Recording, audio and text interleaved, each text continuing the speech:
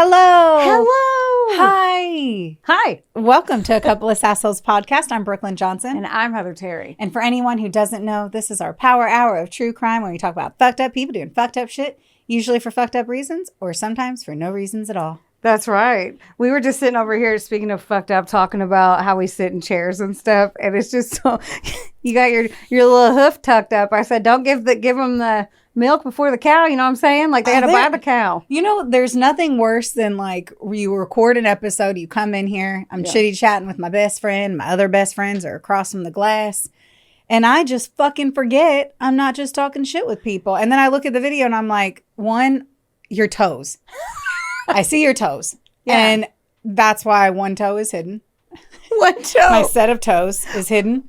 But then another one, I'm like, so I'm a person who, if I like something, and you are definitely this person, if you like it and it looks good on you, you buy it in multiple colors.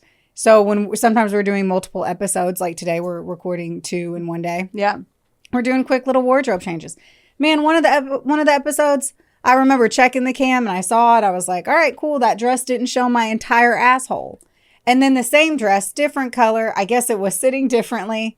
I don't even know if it's launched yet. And I'm just like, ass out, cellulite. And I'm like, fuck. You know, and you go through and you see the episodes after. I'm like, can I not sit like I sit? And I'm like, no, it's just who the fuck I am. Yeah. And I'm just, there's no way that you and I are going to produce content. Yeah, we're not producing. Yeah. Oh, I said it right. Yeah, you did.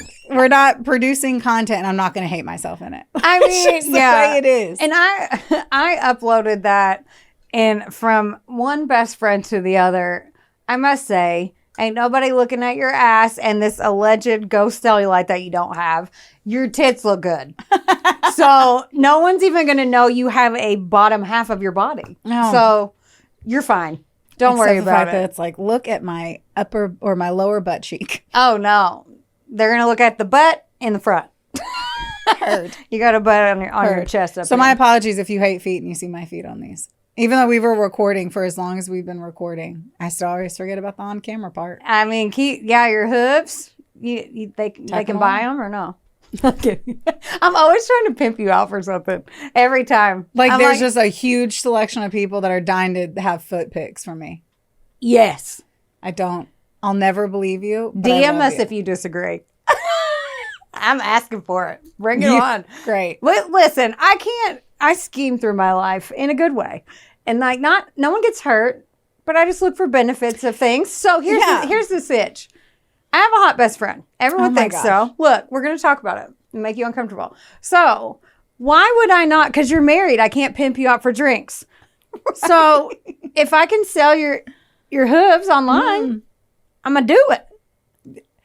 We were just talking about this, and I was like, I'm always amazed. Like, we've been best friends for as long as we've been. 6 years is now. only 6 years, which isn't a long time. But you have to understand, too, like, we really committed to our friendship very early on. So it's like tattoos. We've been best friends for longer than we actually have been. Yeah. But, like, I'm always surprised whenever I learn something new where I'm like, oh, you are a fucking schemer in the best of ways. Not like a shitty car salesman. Yeah, no. But like Heather's a fucking schemer. Yeah. And you don't even realize it until this week did the word schemer. I got called that. Yes. By and another I was good like, friend. That motherfucker's right. You are a fucking schemer. And then now I'm just going to use that to my advantage even more. Do it. I'm like, let's go. Duh. Because I'm not so much of the schemer. Yeah. Which can be terrible because I'm like, I hope shit falls in my lap.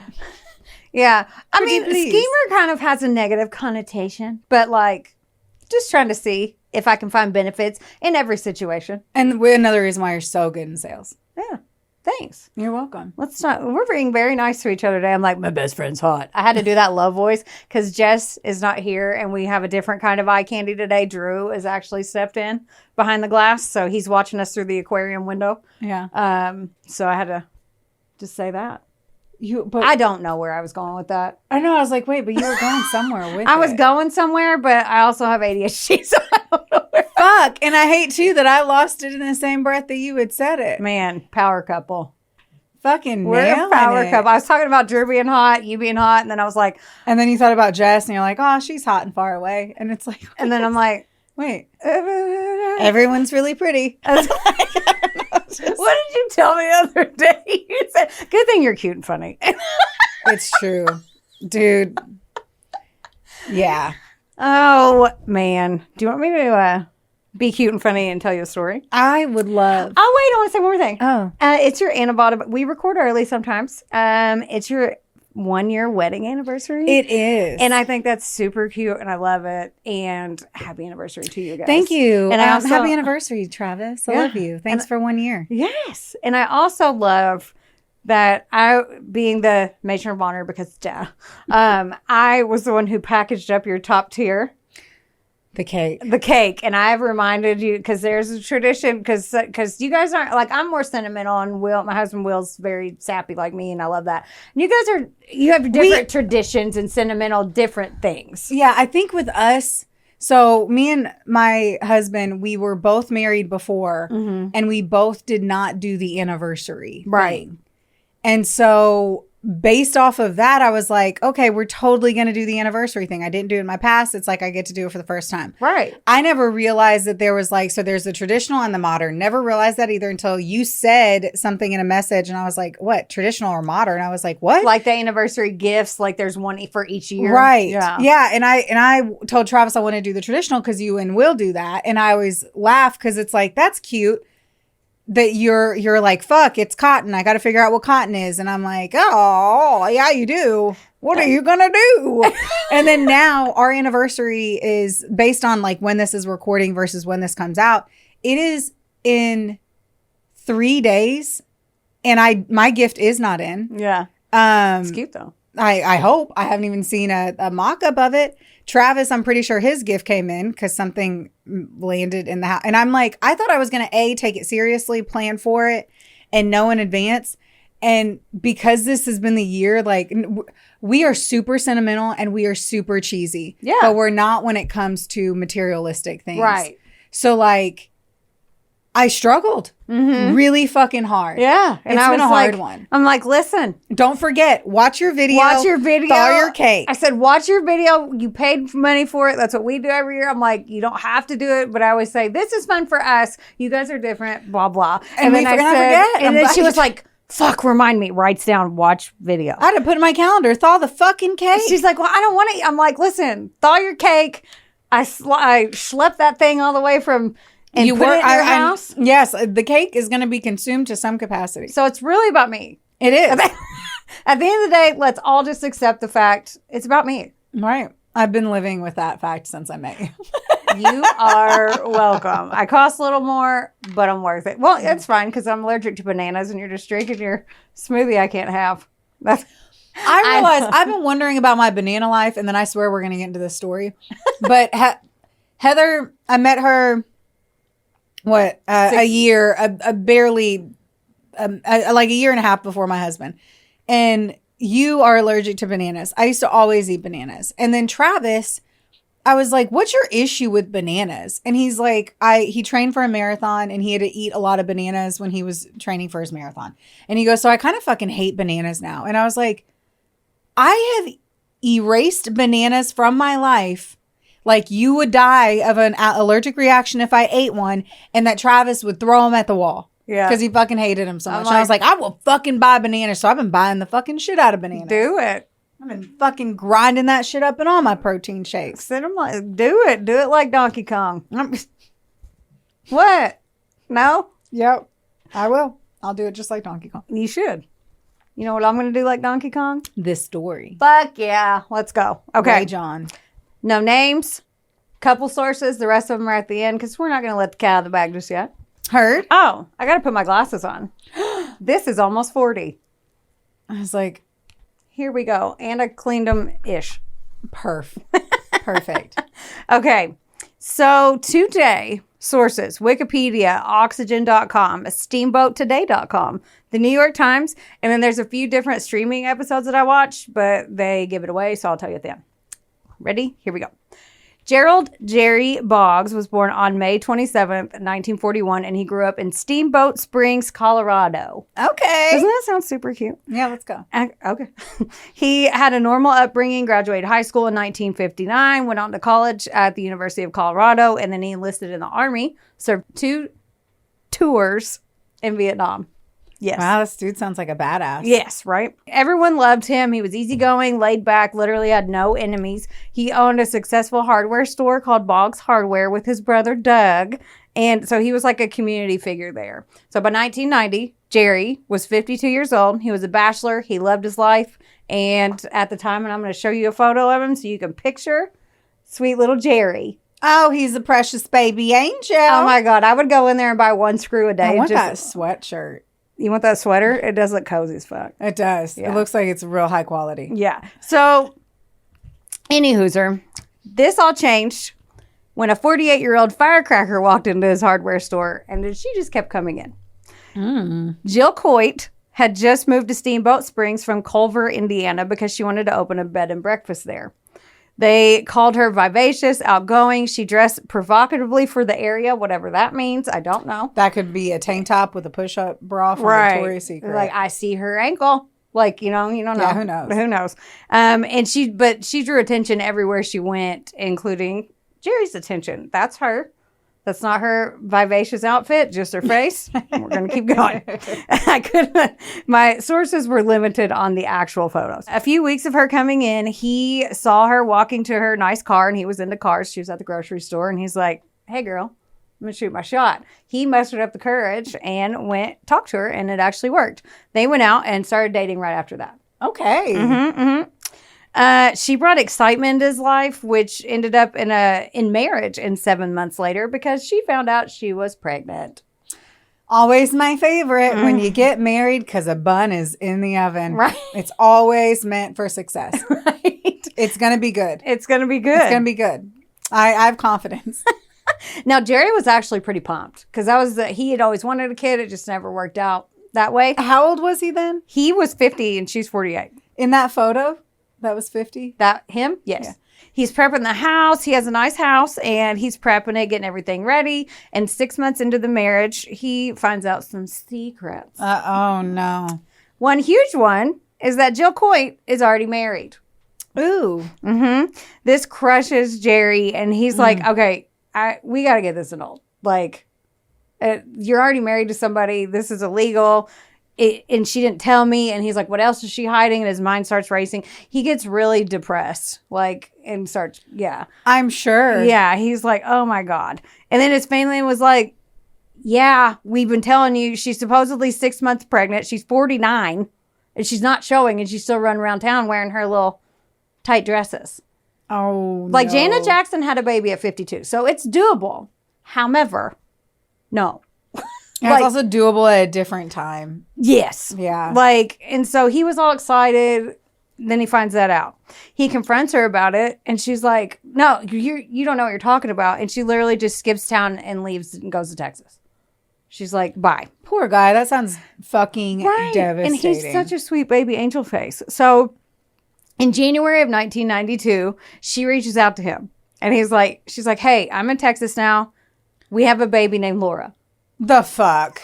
Right? So he finally wakes up and is like, isn't bitch lying? Like, I don't want her using my name. Or stop lying about this baby that she did not have. Like, he finally snaps out of it, love is blind, whatever. Now he's like, oh, shit.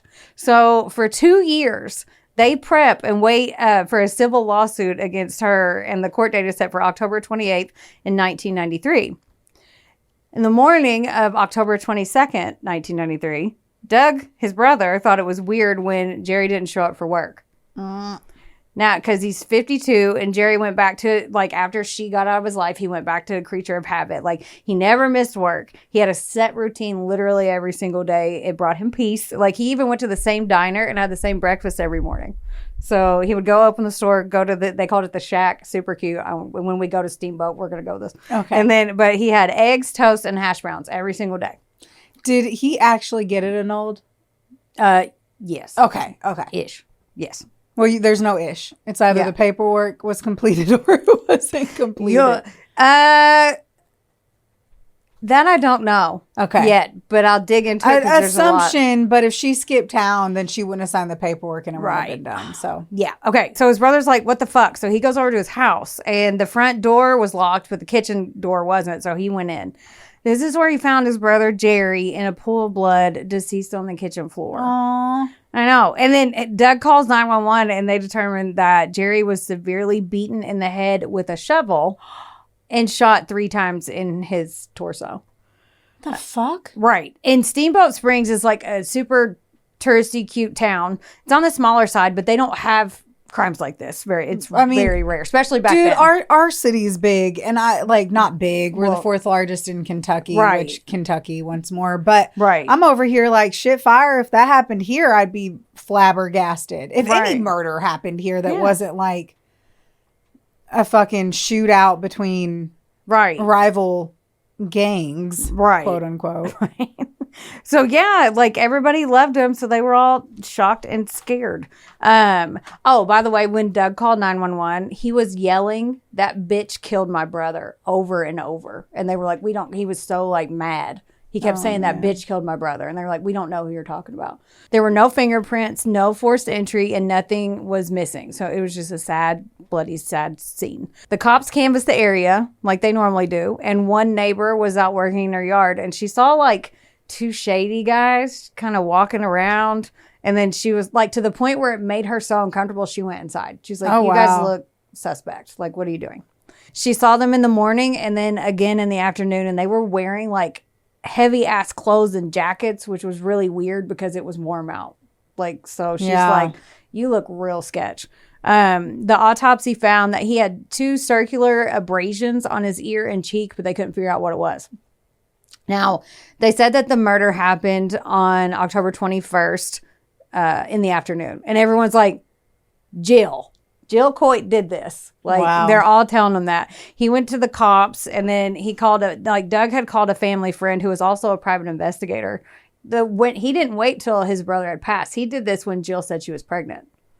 So his brother wouldn't listen to him, and he got frustrated because they owned a business together too. Right. So he calls their friend, and she looks like Sally Jesse Raphael. Like, she's so cute. And because she was on the documentary, and she starts digging in because she's like, she's not getting any bigger. Like, I don't believe anything she's saying. I wouldn't either. Not after 6 months. What else is she hiding? Like, no. She starts with the husband that she's still married to on paper, right? Jill, because Jill was still married. Right. So she's like, that's my first stop. I'm going to go there. She trips and falls into a shit show of this bitch. So Jill had 4 birth certificates, 3 social security cards. She had over 15 aliases that she had used for about 25 years. Oh my. So a con artist. Yeah. She had, at this point, 7 ex-husbands, and Jerry was number 8. 7. She's 49. Yeah. Okay. Let me tell you. Dude. Right. Dude. Yeah. I could. Dude. That's why I said when you asked about the annulment, I was like, it's about to get wishy-washy. So that one, for Jerry's sake, I'm not sure if it was all the way done. Okay. But I wasn't expecting the 17 previous lovers. Right? Wow. Yeah. Could you imagine just even being able to, like, I just couldn't even imagine getting that many people to want to marry me. I'm like, I feel pretty confident I could not rally that shit in unless you were just really trying to fucking rack up the numbers, you know? Like, if I'm just trying, if this is a game of chance. Like, someone, fuck, yeah. Let me tell you about this Jill bitch. So Jill Coit was born in 1943, and her birth name was Jill Lonita Coit, and she grew up in Lafayette, Louisiana. She was charming, smart, pretty, but super manipulative from a young age. She apparently had a terrible relationship with her brother in the house, so when she was 15, she went up to Indiana to live with relatives. It was so bad that she had to, like, she moved. Damn. Across, like, millions of miles. Not really millions, but close. I was like, millions. I don't think that's millions. She moved to the moon. So, since she was cute and charming, but apparently like a raging flirt, she just couldn't not hit on guys. Like, that was, she got her rocks off that way. Was she like, what? just very flirty to the point where it made women uncomfortable to even be around her, especially if you think about the time frame when she was younger. Like, she was born in 40. That was when we were just, like, women were like, stay in the kitchen and have makeup on for your husband when you get home, not like, I'm going to but it was also the time where you were trying to get married. Yeah. Because you weren't allowed to live this life without a man. That's so I can true. see it epic flirting. Right. If anything, that's when I'd be the most flirty. I can only have a bank account if I'm married. Hey, cutie. Hey, daddy. You want to go to U.S. Bank real quick? Right. Get a coffee? Do you want to get married? Would you like a slave? That will be me. That was that time frame. Right. So, but she didn't have really any girlfriends. She literally just kept her eye on the wing and what they could do for her. Okay. Like, I scheme in life, quote unquote scheme. She was scheming that dick. Say it. That dick. There we go. That's my favorite thing you say. Oh, is it, Dick? No, not when you say it all boring. Say it right. I already said it. Okay, I'm dancing for the man. Oh, man. I was going to see how many times I get you to it. Okay. So at age 18, she quickly married Larry Inhin. They went to school together, and he was a apprentice to be a bricklayer. 2 months later, she found out he couldn't spoil her. 2 months. And she got bored. So he only had 2 months? 2 months. He had $280 in his bank account. And she was like, yeah, I'm going to take that and leave. She didn't tell him. She just stole his money and left. He was trying to work hard to build a future for them. He's young. Nobody has a lot of money at that age unless they got it from mom and dad. Right. So she was like, yeah, that's mine. I'm going to leave. And he's like, what the fuck? Like, so she goes back to Louisiana, and then she starts taking acting classes in 1965. Because, anyway. Yeah. And I'm like, what?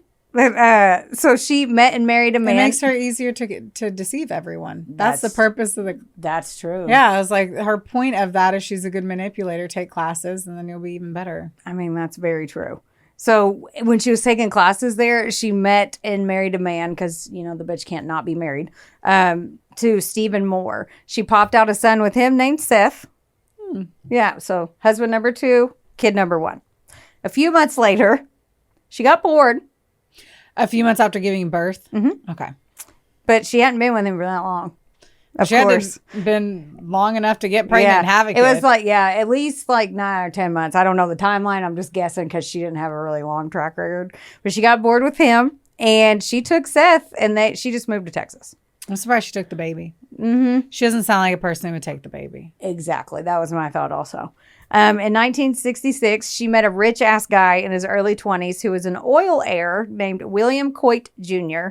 She was about... Some of the timelines are a little... but this one... The one I saw the most frequently was 19. She was 19 years old. But I don't think that math. Yeah, that math doesn't math. So we'll just leave it at that. She was super fucking young. Yeah, she was like 19 to 21. How's that? Ish. Yeah, I like that. We'll do a range. Fuck it. She wound up pregnant again. Oh. She got that fertile puss. God. Did you grab your dick when you said that? No, not at all. Fertile puss. I know. God. I had to do it. I had to say the deep puss. I'm just saying, it's the fertile. It's fertile little flower. Yes.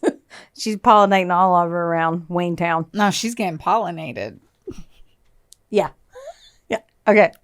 So, but she got knocked up, but this guy's an oil heir. So. Good call. It worked to her advantage because he had, not only did he have family money, he was already in the oil industry. So he was already making his own money. Good. I mean, not really. I don't know. Right. To whatever. Bravo to your family wealth. Right. And their son, William Coit III, was born shortly after they met. And William actually knew that she was married twice before, and he adopted Seth. So, like, okay. Yeah. So he was like, you know what? This is my life. Let's go. One, yeah. Jill says, her interviews are fucking crazy. But Jill says William was and still is the love of her life. And she actually stayed with him until 1972, which was one of the longer relationships. And she kept his last name, right? Mm-hmm. But at this time, she was still technically married to Stephen Moore. So she never got divorced the second time. Right. Okay. So she finally... Wait, or was that the first one? was divorced from the first one. I don't know how many times she committed bigamy because that's why I'm like, if she's still married to Steven, I feel like Steven is Seth's dad. Yes. That's the second one. Okay. Yeah. Seth was first, William Coit Jr., or the third was second. But she gave birth to her and William's kid and then finally filed for divorce from Steven in 1967. So was already remarried at the time. She was remarried to William, but then like, oh, I guess I should. I don't know how they don't like crazy check marriage. Like, how is there not a marriage certificate database or something? Well, she was definitely like forging documents and doing a lot of shifty scamming. I always thought, like, what if your spouse did, like, what if you thought you were divorced and you weren't divorced versus. And she's just doing it on purpose. Yeah. And there's like nothing to stop you from doing it. Right. Which is what's also really confusing to me. Yeah. Crazy. Now they have another son. So she's 27-ish.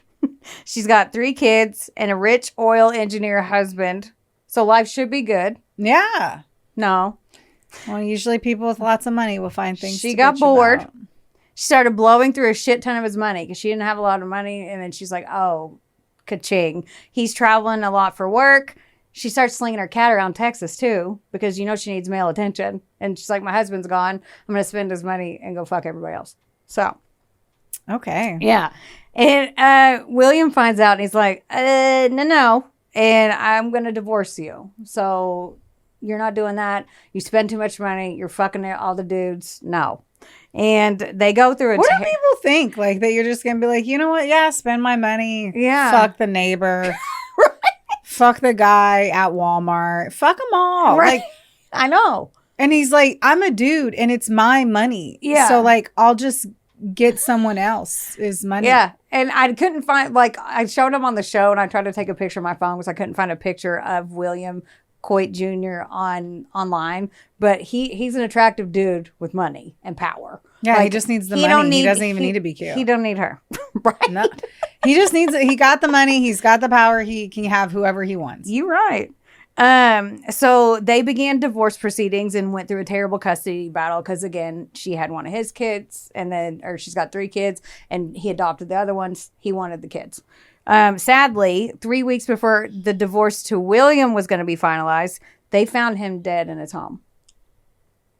He was shot 3 times in the back with a .22 caliber gun, which made the police think that he knew who killed him. Yeah. Yeah.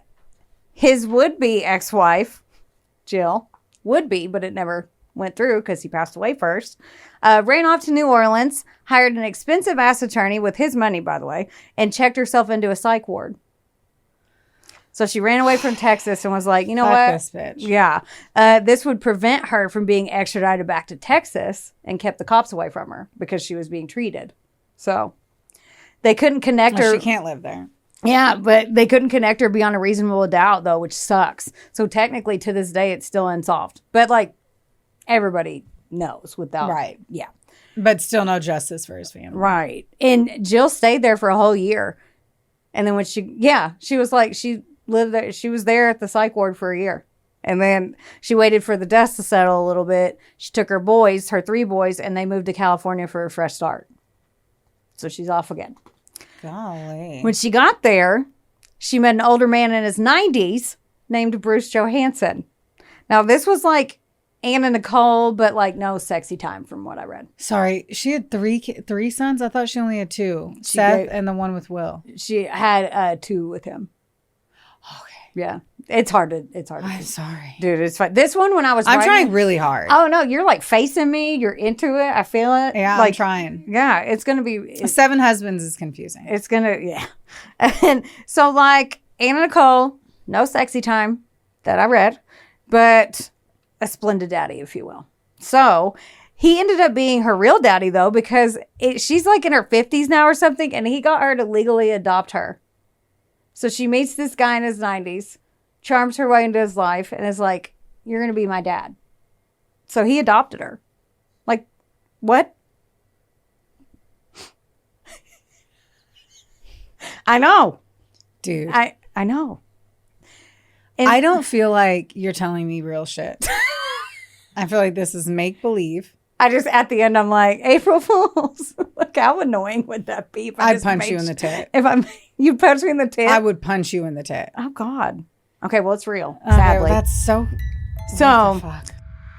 Wonder Boy Media is not only the proud producer of this glorious magic imploring your ear holes right now, but they're also a big deal. Get in touch with them today to make all of your dreams a freaking reality. From using their banging ass podcast studio, where we are right now, to creating amazing videos and editing our content like the mystical mavericks they are. Your podcast can go further when you have a Wonder Boy. Hit up Drew today at WBOYmedia.com. Or text him day or night at 270. Just kidding. Soon after, Bruce Johansson passed away from what they assume was natural causes, but they don't know for sure. They just assume. They didn't look into it as much because he was in his 90s. But he ended up leaving her some property and cash. Shortly after that, she married Marine Corps Major Donald Brody, but it didn't take long for that to fizzle out, and the boys moved back to Louisiana. So she got married. She just could not have a husband. So, I mean, apparently it was a full-time job, dude. She got paid for it. Right. This wasn't the last time that she heard from Donald Brody, though, because when she got settled, she gave him a fake birth certificate for a non-existent child and started making him pay her child support. I swear. Like, she didn't take him to court. Like, he was like, I don't want this to go to court. Like, just take my money, like, whatever. And this went on for months until their fake baby that he'd never met, he just saw the birth certificate. She told him a story that the baby tragically died, and she buried the baby boy in a crypt that she had him pay for.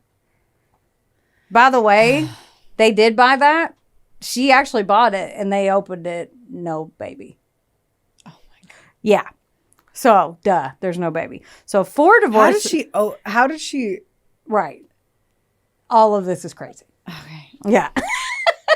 Like, I get it because I'm the same. Well, I'm over here. I'm like, well, people buy crypts and like for when they die. Mm-hmm. So she could have just made it seem like she was buying it for when the baby dies. Yeah. That's like, a tiny. Yeah, because they showed it. It's like. Yeah. So, it's not like a full grown. I don't feel like they can just be like, hey, can you just, I want this to be a crypt. There's nobody.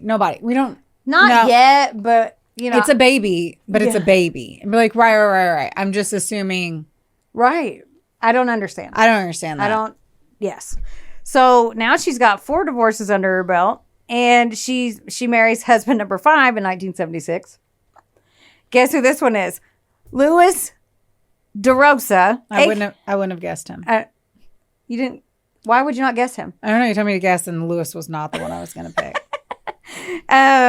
He was her divorce lawyer, of course, who helped her get in the legal battle against William Coit that she quote unquote didn't kill before the trial started. Very Charlotte of her in Sex and the City, right?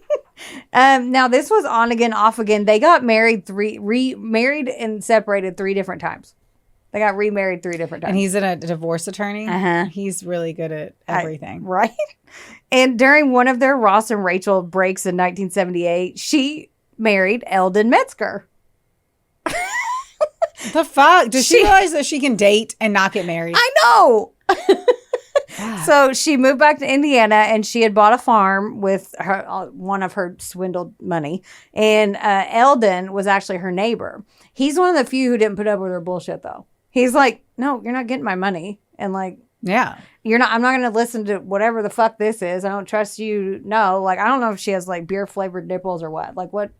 I don't know. She keeps getting them. But anyway, so she left him, and she was still being a naughty little bigamist, and she was still legally married to Louis DeRosa. Now, I don't know how they came up with this. So they came up with a scheme, her and the divorce attorney, where they would go to Haiti and get divorces because you could get them in the same day. You walk in, say, I want a divorce, and they're like, here you go. It's bizarro. So yeah. Oh, what the fuck? When I typed it out, I'm like, this feels weird, but apparently that's a thing. But it's not legally honored here or some shit either. Is there just not enough people there? It's easy for processing? I don't know. So in 1983, she brings in husband number 7, Carl Steely. She's living in Culver, Indiana, and she works at an insurance agency, and 2 of her sons are with her, and they're going to prep school there. And Carl is the headmaster at that school. Okay. Yeah, Carl was apparently the best stepdad, though, to the boys. And they lived with him for 7 years. Wow. So, I mean, like, when I was typing this out the whole time, I was like, what about our fucking kids? I would be like, Mom, can you stop? Like, what are you doing? I don't know. I've seen so many things and read so many things, like where the mom was that way or the dad. And it's just, usually it's way worse for the mom because it's bringing in men into a family. Yeah. But there's nothing you can say because she doesn't care. If she cared about her kids, right, she wouldn't do what she does. So she doesn't care anyway. It's so sad. She doesn't need to be told about her wrongdoing. She doesn't give a fuck about it. Right. But I'm just, at least hindsight, silver lining is I'm glad that the kids at least had a stable environment with number 7. For 7 years. Yeah. Yeah. Carl loved to ski, and he would take the family on ski trips to Colorado. In 1990, they went to Steamboat Springs, and Jill fell in love with some property there. So that's where the whole go to Steamboat Springs, get a bed and breakfast thing came about. Jill's like, look, Carl, like, I'm better with money, so you just let me handle that part. She's like, I'm going to move there, and I'm going to renovate this property that she found. I'm going to do all this work. I'm going to get it going, get it running. Then when you can retire, and then you can come out there with me. So Carl's like, okay. Like, could you imagine just going to Will and being like, I'm going to go to Colorado for 6 months and build this out. Yeah. And then, you can come. I'm going to go do it. You just pay for it. Come meet me. Dream life. That's basically, and he was like, okay. Like, I guess you can tell we're not used to working abroad. Other people are like, dude, I do that all the time at work. And so Carl foots the bill for that. And then he goes out a few times to visit her while she's out there. She ignores him when he comes out there. When I say ignores, he tries to go see her and she just won't. She's like, why are you here? Like, one time she looked at him and said, why are you even here? Because your fucking husband. Because I'm paying for this. This is mine. And like, she finally looked at him and goes, you can just go. Yeah. So, bitch. She's a bitch. She drained his money because he trusted her. She got him way in debt because she was handling all the bills. And she got him to buy that for her. And then she's like, okay, see ya. Like, bye. Yeah. But he knows exactly where it's at. Yeah. But in 1985, her divorce from Louis DeRosa was finalized, but she's still married to Carl on paper. So one of her other divorces fell off, but she's still married to Carl, who she just basically shit on. I think, though, no matter what, as we say all of this, it's null and void if there's multiple out anyway. Yeah, she's raging so bigamous. Like, I don't know the legality. I think that no marriage, I don't know this. Mm-hmm. But I feel like I know this. Like, whatever, like any marriage after is null. Yeah. Then that one is the only one. So whichever one was the first one. Yeah. But that's what I'm saying. Like, if it was the first one and she's had all those, I don't think any of those counted. I don't know how that works because I just know from watching like Sister Wives and stuff, because bigamy's illegal. You can't have more than one spouse. So like, it's only the first one. How all that works, but you're right. And then any paperwork that was filed after that would have been null. This is the only one. So maybe she wasn't married to any of them legally. Fucking knows. So she's out there forging shit too. So like she could use a different social security number or something. So on paper it could be different, but so she's still married to Carl on paper. So when she met Jerry Boggs in 1991, we're back to the beginning now, hardware store guy, Jerry, she was being the naughty bigamist still, but with Carl, but she obviously didn't tell him. And so 1992 is when Jerry was murdered. But I wanted to tell you the crazy setup of what the fuck was she hiding. And the police obviously a lot. Right? And the police are like, okay, like one of her ex-husbands was murdered in the exact same way with the exact same kind of bullets as Jerry. Yeah. So we need to find her. And like before her and Jerry got divorced, she got Jerry, like before they hit the rocks, she got him to sign a fake deed of trust for $100,000 to that bed and breakfast property. So she told him that because he was like, well, you got to get divorced. And he was trying to work it out at first. So she's like, okay, well, Carl bought this for me, right? Yeah. And she wouldn't end up owing him all that money back if the divorce went through. She wanted it to look like she owed Jerry money. So she got him to sign a fake document. So. Which doesn't matter because it's fake. Right. And when they started like breaking up, like in court, she was suing Jerry to get his name off the deed, by the way. So like it was fake, but like looked like real on paper. So like it was forged, but they were honoring. Right. Yeah. That's crazy. So she was like, when they started fighting all this court proceedings, when Jerry's finally like, fuck you, no, like she was suing him to get his name off of it because she wanted the cash. So before Jerry died, he made it his life mission, and he was very like passive and laid back. But his brother Doug was like, she's going to pay. She broke my heart. She flipped my world upside down. I was fine before I met her. She doesn't need to do this to anybody else. I'm going to get her back. Yeah. Yeah. Look at him. He was like, I'm not taking this as a punch on the jaw and moving on. They said he basically worked on it like every day for like 2 years almost, like doing his own shit. Like he was very like livid, and he said he felt stupid. Like he didn't know. Like how would he even know you that? Would never know that you're being conned by a person. Basically professional. And I would say she is a professional con artist. Right. And you never know. Yeah. And if you you will just never know because it's their job to fool you. Yeah. It's their job to pay more attention to you than you would notice of them, to figure out how to screw you and then screw you. Right. I get that it would be like the most traumatic, embarrassing, sad experience. And I hate that for. Yeah. I hate that. And he was one of the first ones to, besides William Coit, to stand up to her and be like, no, I'm going to tell everybody you're bullshit. I'm going to tell everybody in open court. Let's go to court. And I'm going to countersue you, which she didn't think he would. He was like, oh, I'm going to sue you back. Right? Yeah. Perfect. You open up the doors. Yeah. So that's why the police were like, he paid for it with his life. They're like, okay, now it makes sense. They questioned her and she's like, no, I didn't do this. I was camping 150 miles away with my boyfriend. Because of course she has shockingly a boyfriend and not a husband yet. Right. Michael Backus.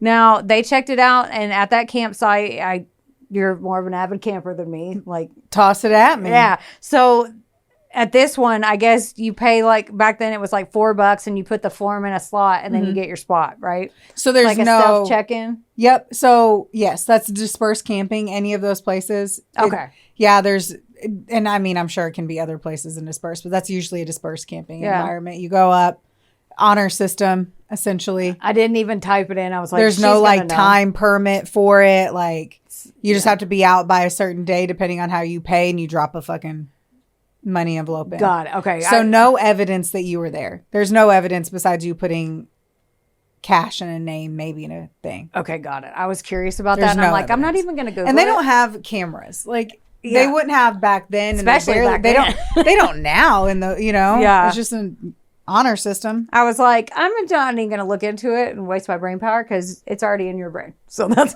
yeah. So I'm just saying, there's no proof. But however, when they did the autopsy and they looked at the stomach contents again of Jerry, he had onions in his stomach when he died. Now they were like, wait a minute, he literally eats the same breakfast every single day. So where does onion come from? Come to find out, the cook at the shack, that cafe that he goes to every morning, when he makes the hash browns, he uses the same spatula to make the onions for the potatoes. So this is like a whole Forensic Files episode on these fucking onions in his stomach. Okay. I know, because they were trying to do a time of death because they didn't really know. Right. And then they're like, well, he eats the same shit. And they're like, wait a minute. So, because they thought, it would be in the afternoon because he eats something without onions in the morning. Isn't it bizarre? Yeah, that would have never worked in any other. I say that. I don't know shit about fuck. I bet everyone's eating the same thing for breakfast that eats breakfast in the morning. Right. And like they showed all the forensic. So watch the Forensic Files if you guys want to, but I didn't. My thought, I'm like, not everyone's eating the same breakfast, so that wouldn't even be a deciding factor, right? Oh yeah, yeah. It's rare so that it's the and that literal everyone same knew thing every exactly single day. Like even his best friend was like, he did that every day. That's where he went. So this meant though that he died in the morning and not the afternoon. when they thought he did. Because they originally thought that he had died in the afternoon. No, he died in the morning. So that's why he still had that in his stomach. They threw him all off because of the onion particles. Changed the entire trajectory. So if they hadn't looked into it and didn't go back to the cafe to ask the cook, he was like, oh, I used the same one. So it probably cross-contaminated. And they're like, oh. So this allows them to get a search warrant for Jill's car. And they found wigs, maps of Mexico, like several, like 8, and a stun gun. The 8 is more than several. Yeah. You're like several, 42. I don't know how many. It was a fuck ton though. And you remember those weird marks I said were on Jerry's neck? They couldn't figure it out. It was stun gun marks. They matched it up with pig skin. They took pig skin, took the skin, because apparently we have similar skin. I learned that. Yeah. So they took the stun gun, did use it on the pig skin, made the exact same marks and identical to the one stun gun that was in her car. So the wigs matched the creepy description of those dudes that Jerry's neighbor saw when he died. This bitch was walking around in a dude dressed up like a dude. Had a beard. The wig looked fake as fuck. Well, yeah. A mustache and a beard. And her boyfriend had a wig on too. So they're Holy moly. So she's dressed up like a dude, pretending and then they were saying that they were hunters scouting the area. I'm like, you were in a neighborhood. Scout houses. Yeah. I'm like, they showed the neighborhood and I'm like, that's literally a neighborhood. But that's what that was their story. They were going to go with him and anybody stopped them. Just say you're recording a promo video for a podcast. Because when we filmed ours, we had to explain what the fuck we were doing. Oh my God, right? So they're like, okay, we finally got him. They go to arrest him and they can't find him anywhere at all. But then they get a phone call from her firstborn son, Seth. He says, he turned her in. He said, hey, they ran to California, then Tijuana, Mexico, then Mexico City, and then they flew to Spain. And this is all in like a week. So he's like, yeah, she called me and she asked me to help cover up Jerry's murder. So go get her. Like, I'm done with her. He liked Jerry a lot. Like, Seth really cared about Jerry and was like, I can't believe she admitted to doing it. Right. And fuck her. Once more, how little she cared about her kids. Right. Like, the level of give a fuck for your kids is at a -2 here. She even asked him, like, to help her hide the body. Like, she didn't give two shits. She was like, you're implicating him.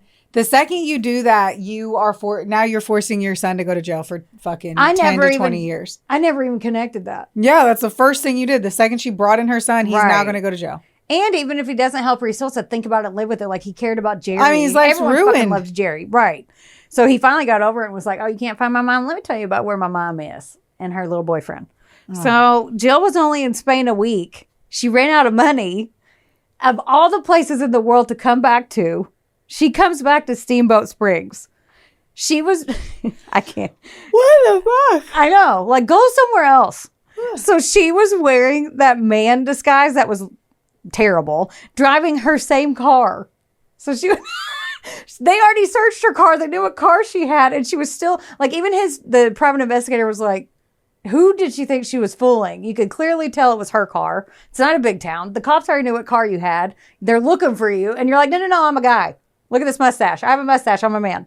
Like, what the fuck? What the absolute fuck? I know. So on December 23rd, 1993, they arrested Jill Coit and Michael Bacchus on first-degree murder. Now, I want to show you what she looked like after. That's their... Give me this. Yep. That's her whenever she Give me this tasty little treat. Oh, yeah. That was tell me what you think about it. I want to know.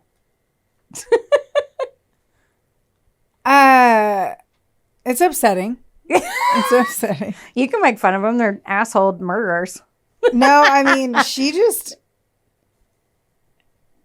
it's night and day from her original photo. Right. Night and day. And there's even better photos, but I was like, she sucks. I'm going to show you a mid-level good. Like, there's a couple ones that are like, oh, she was really pretty. But I'm like, no, fuck her. We're showing fuck her. Stupid mugshot. Now, when they questioned Jill, the cops were like, she was being so sexual and hitting on them while being interrogated. Like, they were, like, uncomfortable to the point where they were like, bring a woman in here, like... She was being so inappropriate, like to the point where they were they're cops and they were uncomfortable as fuck. Like a murder suspect is basically like, I don't know about whipping her titties out. Let me suck your dick. Pretty much is how they said it without saying it. So she also was like, well, when I get out of here, we could totally go out. Because she thought she's never been held accountable before. So she 100% in her head thought she was just going to walk out of this scot-free. Wow. I mean, she's been a horrible human since she was 18. Yeah. And maybe before that, we don't know for sure. But 18 documented. Right. So a long ass time. And she's like 49 now. When the trial began in 1995, they had a ton of witnesses and people who said that Jill had went around trying to get people to kill Jerry for them. Like Jill ran around like, you know what she said? This makes me so fucking mad. She told them all that Jerry was molesting a young child and he deserved to die for it.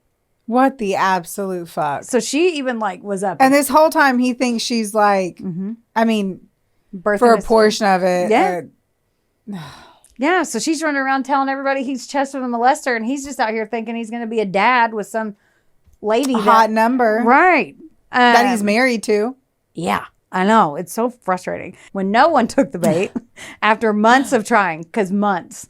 She was trying to be like, because of course she's scheming. She wants someone else to do her dirty work. Right. So she's, then they were like, all right, fuck it. No one's going to do this. We got to do it ourselves. So they set up the fake camping trip, dressed as the hunters, like I said, scouting in their horrible costumes.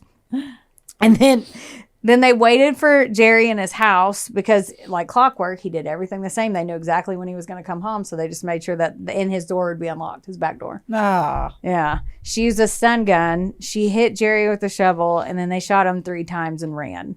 The most damning testimony of this whole thing, though, was from her son, Seth, because he testified against her because fuck her. And she had called him the afternoon on the day that Jerry died. And she said, it's over and it's messy. Like, so gross of a statement to say. Like, I agree. To your son. And then proceed to tell him, by the way, can you help me? What was the motive? Money? For this? Yeah. She wanted the money. It was always the money? Mm-hmm. Okay. Yep. Because he was an exposer too. That's why I was like, for this one, I'm like, was she getting any money out of it? She would. Because technically these weren't divorces. Yeah. But she was more pissed off, like, no one stands up to me. I get away. I do whatever I want always. So they think it was like a combination of cash, because he was well off either way. But like, and I don't know the laws in that state too. I don't either. So I'm just curious how much was actually right. Like, if he knew that she was already married, then she couldn't take him to court to get any money. If he was actually pregnant, then she could have gotten money for child support. But she wasn't actually pregnant. So no money was to be gained. It was likely just her not wanting him to tell anyone else. And she's just shitty and she's gotten away with murder before. Right. So. And she also was like, when she found out he was countersuing her, it was really when she ramped up the whole thing, was like, fuck. Like, they're about to rip her mask off. And she's like, oh shit. During the trial, they said that like Jill was trying to charm everyone from there. Like, oh my god. Luckily the jury, I'm pretty sure, was pretty mixed on gender, but like, I'm pretty sure it would have been just like Ted Bundy.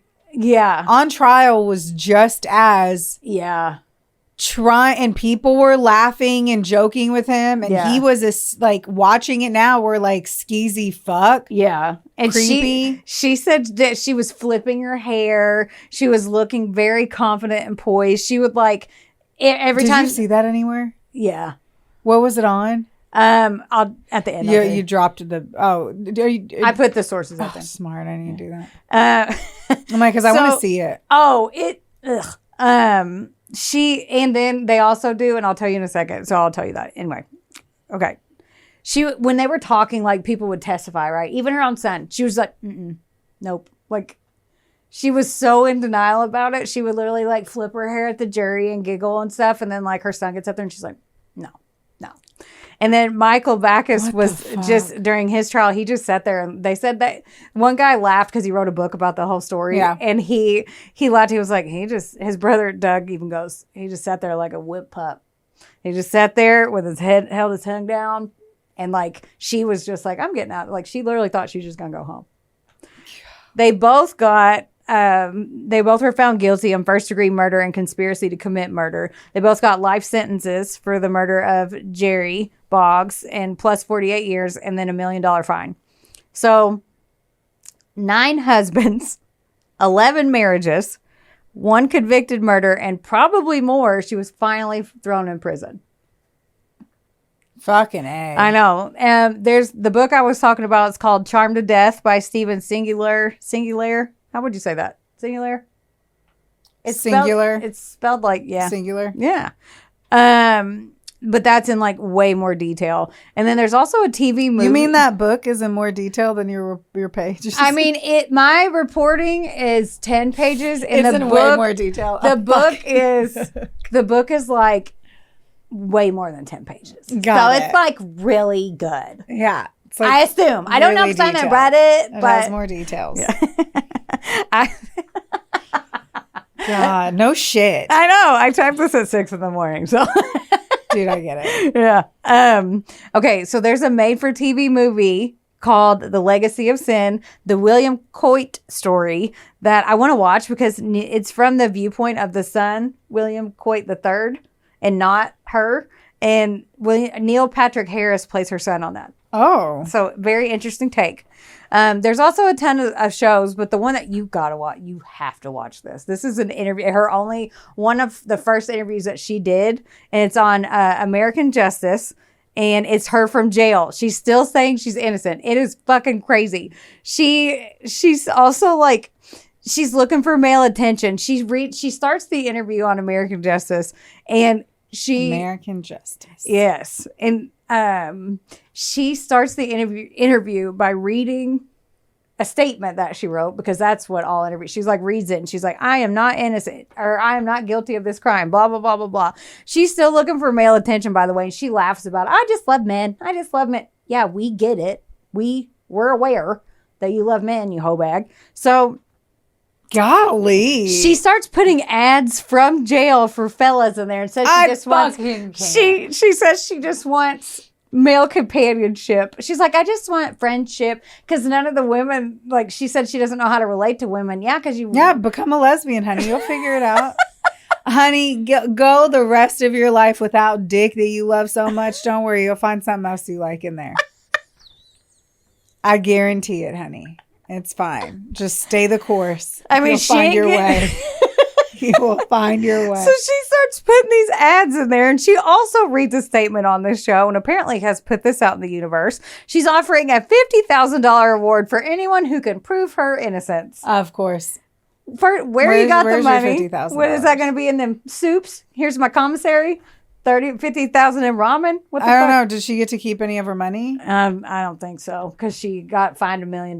So I don't know how much she had accrued, but yeah, she starts, and she's so serious, and she's so delusional, and you can see it on her face. So I need you to watch it.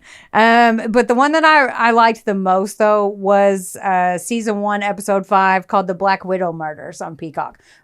So that one is good. His brother's on there. They talk about Jerry a lot, and it's like, oof. Okay. Yeah. So notes have been taken. Yeah. That's the sad story of the murder of Jerry Boggs, William Coit Jr., and probably more, but they don't know for sure. That is some fucked up shit. I swear, you always, like, I don't get it. I don't know how you find just people murdering people for dumb shit. That's our whole podcast. I know. I'm like, it's always dumb shit, right? Yeah. It's always dumb shit. But it's just like, fucking A. And then I'm telling you, I will think about her interviews. I watched it twice. Like, I watched it once, and the whole time I'm like, I guess it's easy to have a double life. I watched it. Well, I mean, back then, probably forging documents, making fake birth certificates and marriage and deeds and social security numbers, and going to Haiti to get and then she even makes a joke about it on the American Justice show, where she's like, oh yeah, you go in there, it's just basically like a drive-through, but you have to walk in and you just do it and zip in, zip out. It's not like here. The fuck? I don't understand. Yeah, just zip down to Haiti, cash. What? It's so bizarre. Yeah. Like just a conniving, money hungry thought. Yes. That's what she is. 122%. And oh man, I'm gonna go home and watch the episode again. I think I'm gonna go home and take a nap. Did I bore you? Am I boring? I'm like, it has been a week. And I'm like, now that I've sat here for 16 hours recording so many episodes, I'm like, it's going to take a lot for me to not require some shut-eye. Oh, I'm going to take a naparoni and cheese with my dog at being Little Spoon. You know what? I might make her Big Spoon. She may be a little Chihuahua Terrier mix. She about to be Big Spoon somehow. She's going to sleep over here. Okay. She does sometimes. Well, you have big dogs, so you're... I have big dogs. Betty is this big. My dog is 11 pounds. And but understand that my dog on max is maybe a medium. Betty's maybe a medium because they're 40 to 50. They're 40 to 50 pounds, and she's 35. And Theo is a small dog. Theo, who everyone knows and loves because he's at the end of all of our episodes. I was like, what are you going to say? That he's a large dog? Oh, no. I know you kind of bucked up. I was like, I did not buck up.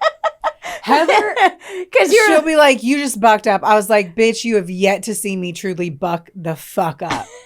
I did not buck up, but my dogs aren't big dogs. They're literally, by the dog food I buy, are not considered in any capacity large dogs. Well, your dog is the size of my fucking hand. So your dog is a tiny, weird sized being. Your dog is the size of a fucking gerbil. She's not, you just haven't seen, she's 11 pounds.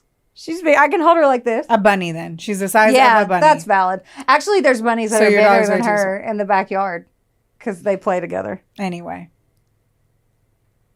All right, she's over me. We got to go. I've argued the point my dogs are not big dogs. Okay. And I did not buck up. No, it was a joke. But I love that you were very detailed on how you're going to snuggle your dogs. Yeah. I'm going to try to... and enjoy the rest of our rainy weeks that we have coming up with shitty weather. Right. Enjoy my anniversary that's coming up. Yeah. Happy Father's Day to the dads out there, which this episode is coming out 2 weeks probably after Father's Day. Hope you had a great Father's Day or Father Figure Day or Uncle Day. Well, maybe somebody has a father figure instead of a... Or Sugar Daddy Day. Is that a day? Is there a Sugar Daddy Day? What you looking at, little buddy? A car pulled in, and I'm just seeing who it is. Because they got close to the wall. And I was like, ooh, I'm distracted. Vehicle. Yes, I hope everyone enjoyed all the things. All the things on the rainy days. You can watch our Patreon. Yeah. Like, rate, review, subscribe. It's free and it helps us. Please do it. Yes. We say it every time. But what if you're new? We have to remind you. Yes. We're going to say it every time. So deal with it. Yes. I didn't know if I should talk. I was like, I'm going to let her finish. I don't know where to go. Well, we love you guys so much. Yes, we do. Thanks for your story, Heather. Don't forget, don't get mad. Get sassy. We love you. We love you. Bye. Bye. This episode was sponsored, edited, and produced by Wonderboy Media. Get the deets at WBOYmedia.com to see how you can make your podcast dreams a reality. Help us out and be sure to rate, review, and subscribe wherever you listen to our audio project. Don't forget, follow us on Facebook, Instagram, and TikTok at, of course, A Couple of Sassholes. Want more sass? Become a member of our Patreon for bonus content, merch, and more. Plus, we're on Cameo now, so there's even more ways to get the sass you need just how you like it. As always, don't get mad. Get sassy. Theodore, can I pet that dog?